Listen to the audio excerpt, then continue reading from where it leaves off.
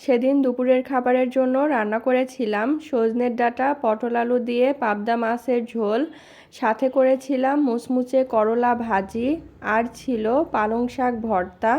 প্রথমেই সজনের ডাঁটা পটল আলু দিয়ে পাবদা মাছের ঝোলটা রান্না করব, যার জন্য লবণ হলুদ মেখে রাখা পাবদা মাছটা প্রথমে তেলে ভেজে নিলাম। তারপর পেঁয়াজ আর জিরা ভেজে পরিমাণ মতো পানি দিয়ে দিয়ে দিলাম জিরা বাটা, সরিষা বাটা, পেঁয়াজ বাটা, কাঁচামরিচ বাটা, শুকনো মরিচের গুঁড়া, হলুদের গুঁড়া, ধনে গুঁড়া, লবণ দিয়ে মশলাটা ভালোভাবে কষিয়ে এর মধ্যে পটল আলু আর সজনের ডাঁটা দিয়ে ভালোভাবে কষাতে হবে।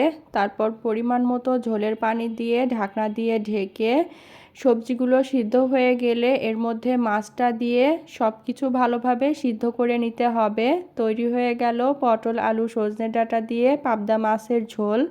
এবার করলা ভাজি করার জন্য গোল করে করলাগুলো কেটে করলার মধ্যে লবণ, হলুদের গুঁড়া, শুকনো মরিচের গুঁড়া মেখে গরম তেলে মিডিয়াম আঁচে করলাগুলোকে মুচমুচে করে ভেজে তুলে নিতে হবে।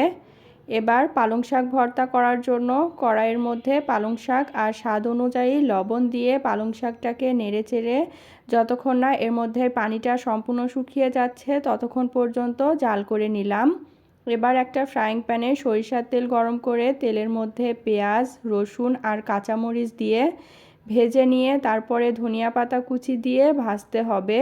সবশেষ এর মধ্যে সিদ্ধ করে নেওয়া পালং শাকটা দিয়ে কিছুক্ষণ সময় নিয়ে ভেজে পালং শাকটাকে বেটে নিলেই পালং শাক ভর্তাটা তৈরি হয়ে যাবে। রান্না 3টা করা শেষ। এখন আমি গরম ভাতের সাথে করলা ভাজি, পালং শাক ভর্তা, সজনের ডাঁটা পটল আলু দিয়ে পাবদা মাছের ঝোলটা পরিবেশন করে নিলাম। দুপুরের মেনুতে যদি এই তরকারিগুলো থাকে তাহলে আর কি লাগে। এখন গরম ভাতের সাথে সব কিছু মজা করে খেয়ে নেওয়ার পালা।